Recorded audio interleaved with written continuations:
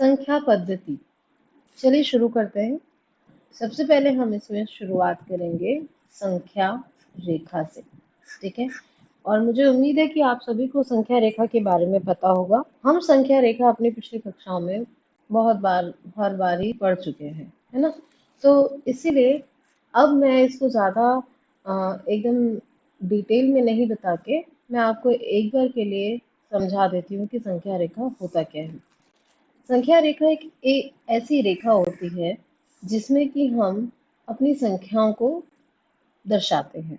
ठीक है, तो उसमें क्या हो जाएगा कि उसमें हम जो दर्शाते हैं उसमें बीच में शून्य रहता है। एक तरफ हमारे 1 2 3 ये वाले संख्याएं रहती हैं और एक तरफ हमारी रहती हैं ऋणात्मक की संख्याएं।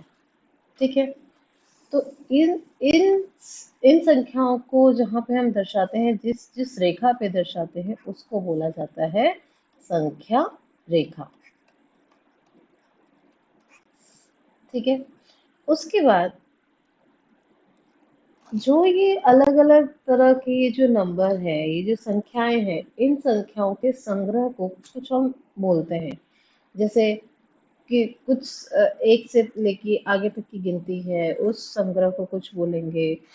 तो इस टाइप के, इस तरह से जितने भी ये संग्रह रहते हैं, संख्याओं के संग्रह, उनको कुछ ना कुछ उनको नाम और उनका सिंबल दिया हुआ है। तो हमें वो ही देखना है कि वो क्या चीज़ है। हम जो हमारी गिनती शुरू करते हैं वो हम शुरू करते हैं 1 2 3 और इस तरह हम चलते जाते हैं। तो ये जो संग्रह हो गया, ये एक संग्रह हो गया जैसे कि हम नॉर्मल हम करते हैं, अपनी गिनती शुरू करते हैं। ठीक है, तो इसको बोला जाता है प्राकृत प्राकृत संख्या। ठीक है, ये होती है आपकी प्राकृत संख्या। अब प्राकृत का क्या मतलब हुआ? प्राकृत आया कहाँ से? प्राकृतिक।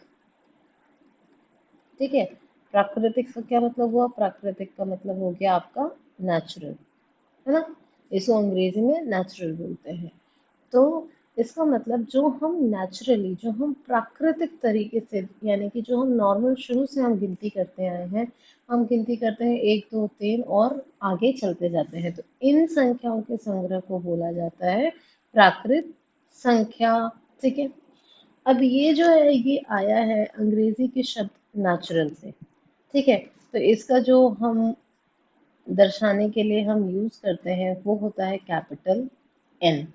ठीक है, तो इसको प्राकृतिक संख्या संग्रह को कैपिटल एन से हम दर्शाते हैं। ठीक है, कैपिटल एन आया है नेचुरल से। नेचुरल का मतलब होता है प्राकृतिक, और प्राकृतिक से आया है आपका प्राकृत। ठीक, अब इसके बाद दूसरा एक आता है। अगले वाले में हमने क्या किया, हमने बोला कि भाई हमारे पास तो शून्य भी है, तो हमने उसमें शून्य भी लगा दिया। ठीक है, तो अब इस वाले संग्रह को, जिसमें कि शून्य भी आ गया और साथ में प्राकृत संख्याएं हैं, उस संग्रह को हमने बोल दिया पूर्ण संख्या संग्रह। ठीक है, इसको हमने बोल दिया पूर्ण संख्या संग्रह। पूर्ण का क्या मतलब होता है? पूर्ण का मतलब होता है पूरा, और पूरा को इंग्लिश में बोलते हैं होल। ठीक है, तो ये जो अंग्रेजी में जो होल है, इसी होल के डब्ल्यू से हम पूर्ण संख्या को दर्शाते हैं। ठीक है, तो डब्ल्यू आया होल से। होल का अर्थ होता है पूर्ण। ठीक, तो ऐसे ऐसे अगर प्राकृत संख्या है और उसमें हम शून्य को शामिल कर देते हैं तो वो हमारा बन जाता है पूर्ण संख्या। ठीक, अब इसके बाद जो है वो है हमारे पास पूर्णांक। ठीक है, पूर्णांक संख्या। पूर्णांक में क्या होता है कि हमारे पास पूरा जो पूर्ण संख्याओं का संग्रह है, उसके साथ साथ कुछ और दूसरी संख्याएं भी होती हैं। ठीक है, तो ये जो पूरा संग्रह बन गया, इसको हम बोलेंगे पूर्णांक। ठीक है, अब इसमें क्या होता है जी ये जो आ गए हमारे, इनको बोलते हैं, जिनमें ये साइन माइनस वाला साइन लगा है, इनको हम बोलते हैं ऋणात्मक। ठीक है, और ये हमारी पूरी हो जाती है पूर्ण। ठीक है, तो पूर्णांक क्या हो गया? एक ऐसा संग्रह जिसमें ऋणात्मक संख्याएं और पूर्ण संख्या दोनों ही आ रही हैं। ठीक है, दोनों ही शामिल है, उसको हम बोलते हैं पूर्णांक। या फिर इसको ऐसे भी दर्शाया जा सकता है कि भाई हमारे पास ऐसे है, और मैं इसको एक दूसरे तरीके से, बात वही एक ही रहेगी, लेकिन हमारे शब्द बदल जाएंगे। ये हो गए हमारे धनात्मक। ठीक है, और ये तो जैसे पहले अभी मैंने बताया, ये हो गए आपके ऋणात्मक। ठीक है, और ये आ गया शून्य।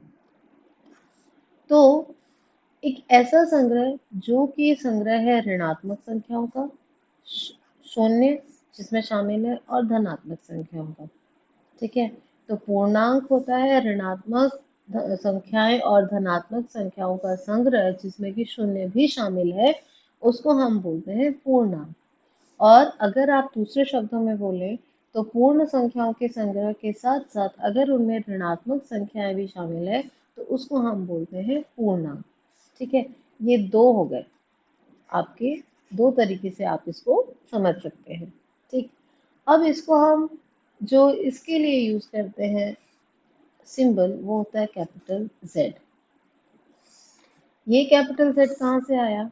ये आया है, एक ग्रीक शब्द है जिसको बोलते हैं जालिम। ठीक है, ग्रीक शब्द है जालिम, वहां से ये आया है। तो ये जो जालिम है इसका मतलब होता है गणना करना। ठीक है, गणना करना, टू काउंट। तो ये जो जालिम है, ये है आपका ग्रीक शब्द। ठीक है, तो ये ग्रीक शब्द से आपका आया है जेड, और जेड से आप डिनोट करते हैं हम पूर्णांक को। ठीक, मुझे उम्मीद है यहाँ तक तो आपको समझ में आया होगा। ये सारी की सारी आपकी पुरानी ही चीजें हैं। ठीक है, ये आप पहले से ही पढ़ चुके हैं। अब इसके बाद आती है एक और संख्याओं का संग्रह आता है जिसको कि हम बोलते हैं परिमेय संख्याएं। ठीक है, परिमेय संख्या ये क्या होते हैं? ये एक ऐसी संख्याओं का संग्रह होता है जिनको कि हम p/q, इस तरह से हम इसको दर्शाते हैं। ठीक है, तो यानी कि अगर किसी भी संख्या को इस तरीके से लिखा गया है, जैसे ये लगा लीजिए आप, ये। ठीक है, इसमें p और q पूर्णांक है। ठीक है, ये कंडीशन आपको, ये जो इसकी कंडीशन है, ये आपको याद रखनी है कि p और q जो है वो आपके पूर्णांक है, और q कभी भी शून्य के बराबर नहीं होना चाहिए। ठीक है, तो इसका एक हमने एक उदाहरण लिया 2/3। ठीक है, 2 और 3 ये दोनों के दोनों पूर्णांक है, और इसमें जो q है यानी कि ये जो नीचे वाला है, ये हमारा शून्य नहीं है। ठीक है, तो ये जो संख्याएं होती हैं इनको हम बोलते हैं परिमेय। ठीक है, इन संख्याओं को परिमेय संख्याएं बोला जाता है। अब परिमेय संख्याओं के संग्रह को जो हम अम, इसको इसके लिए जो प्रतीक यूज किया जाता है, जो सिंबल यूज किया जाता है, वो है कैपिटल क्यू। ठीक है, तो ये आता है कैपिटल क्यू से। अब जो कैपिटल क्यू है ये आया कहाँ से? जो परिमेय है उसको अंग्रेजी में बोला जाता है रैशनल नंबर्स। ठीक है, अब ये जो रैशनल है ये आया है दूसरे एक अंग्रेजी शब्द से जिसको बोल, जो कि है रेशो। ठीक है, तो रेशो का क्या मतलब होता है? अनुपात, है ना? अनुपात, 2/3, 1/3, तो ये हो गया रेशो, यहाँ से आया रैशनल्स। ठीक है, अब ये जो रैशनल्स हैं यहाँ से आया है क्यू। क्यों? क्योंकि क्यू हमें बताता है क्वोशंट। ठीक है, अब ये भी एक अंग्रेजी शब्द से लिया हुआ है। ठीक, अगर मैं ये बोलूं कि भाई कोई एक ऐसी संख्या, ठीक है, किसी भी एक ऐसी संख्या को हम परिमेय संख्या, कुछ भी है, मान लीजिए 4 ही है, ये 4 ही है, इसको मैं परिमेय तभी बोलूंगी अगर किसी भी संख्या को p/q के रूप में इसको दर्शा पा रहे हैं, इसको दिखा पा रहे हैं, इसको लिखा जा सकता है, तो ही किसी भी संख्या को मैं परिमेय संख्या बोलूंगी। अब आप बोलेंगे 4 को कैसे भाई p/q के फॉर्म में, तो अगर किसी कोई एक सिंगल अकेली एक ऐसी संख्या आ रही है तो हम उसके नीचे में 1 लिख सकते हैं, 1 लिख सकते हैं। तो ये आपकी होगी वापस से परिमेय संख्या। बस कंडीशन यही याद रखनी है कि p और q पूर्णांक होना चाहिए और q जो है वो शून्य नहीं होना चाहिए। ठीक है, तो मुझे उम्मीद है आपको ये समझ में आया होगा। तो चलिए अब एक बार फिर से देख लेते हैं कि जो संख्या रेखा है उस पे अगर हम कुछ नंबर, कुछ संख्याएं लिख रहे हैं तो वो कैसे दिखेंगी। ठीक है, ये संख्या रेखा हो गई।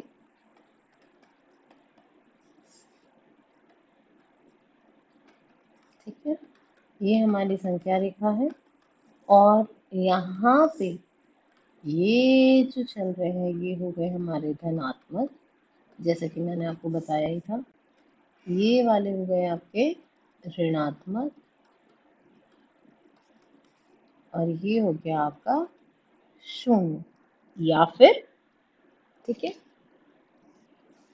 और ये जो धनात्मक है इसमें से भी अगर हम देखें, ठीक है, तो ये जो धनात्मक है इन धनात्मक को हम क्या बोल सकते हैं, प्राकृत संख्या। ठीक है, इनको प्राकृत संख्या भी बोला जाता है। ठीक है, प्राकृत संख्याएं जो हैं वो धनात्मक हो गई। ओके, अब और एक क्या तरीका मैंने बताया था, ये आपके हो गए पूरे पूर्ण और ये आपका हो गया ऋणात्मक। तो पूर्ण और ऋणात्मक संख्याओं के संग्रह को हमने क्या बोला था, हमने बोला था पूर्णांक। इसको अंग्रेजी में मैं बताना भूल गई, अंग्रेजी में इसको बोलते हैं इंटीजर्स। ठीक है, अगर आपको मेरा ये वीडियो पसंद आया है, इसका कंटेंट अच्छा लगा है और जो भी मैंने आपको समझाने की कोशिश की है वो आपको समझ में आया है, तो प्लीज मेरे चैनल को लाइक, शेयर एंड सब्सक्राइब जरूर कीजिए, ताकि आने वाले वीडियोस के जरिए आप अपने कंसेप्ट्स अच्छे से और एकदम इजी लैंग्वेज में क्लियर कर सकें, उनको अच्छे से समझ सकें। Thank you very much.